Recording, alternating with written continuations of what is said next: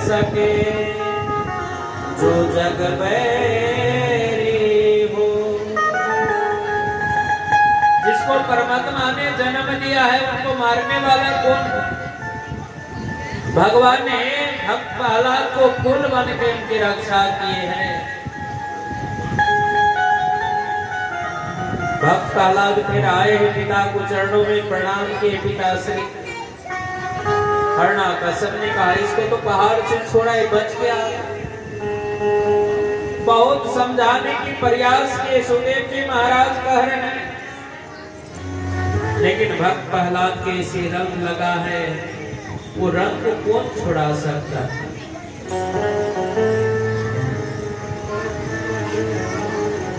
और भक्त प्रहलाद ने भलका को बुलाया, कहा भलका इसको समझाओ। भलका ने कहा भैया श्री ये मुझे दे दिए, बालक को सौंपिए, इनको मैं भस्म कर दूंगा, आप चिंता मत करें। और भलका ने भक्त प्रहलाद को लिया और सभी लोगों में आग लगाए, हल्का भस्म हो गए, भक्त प्रहलाद बच गए।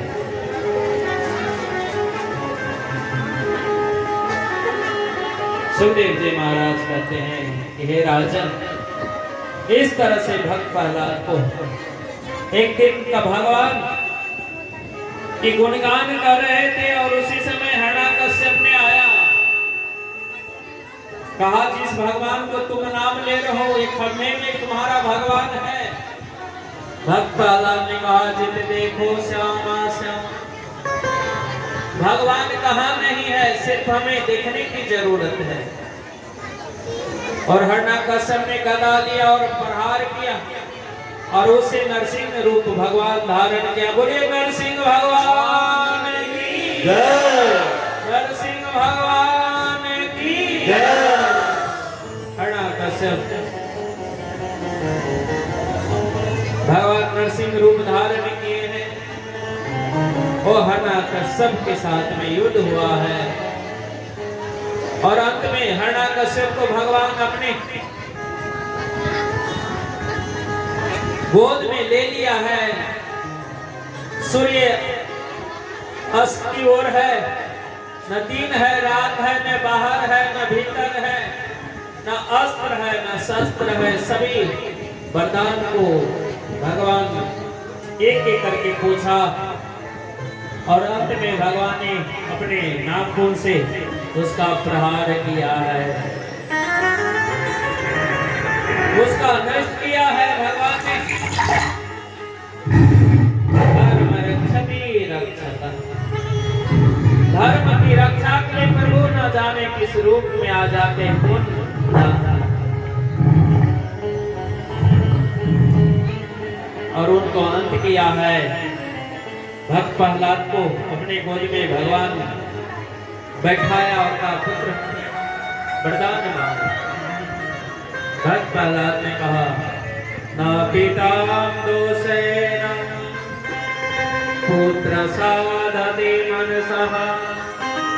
ये भगवान आप वरदान देना चाहते हैं तो आप हमारे पिता को तार दें। भगवान हंसने लगे, अरे वत्सल तुमको मारने के लिए इतना प्रयास किया, तुम उसको मुक्ति के लिए प्रार्थना का जैसा भी पिता है। और भगवान ने उद्धार किया। भक्त प्रहलाद सत्ता को संचालन किया है। सुखदेव जी महाराज का देख इस तरह से भक्त प्रहलाद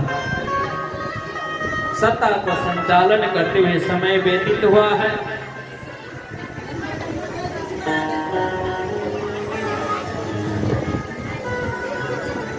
आगे भगवान सुखदेव जी महाराज राजा परीक्षित को कथा सुना रहे हैं, क्योंकि संसार में लोग धन संपदा पाके अभिमान हो जाते हैं। कोई रूप का अभिमान, कोई धन के अभिमान, कोई सत्ता का अभिमान।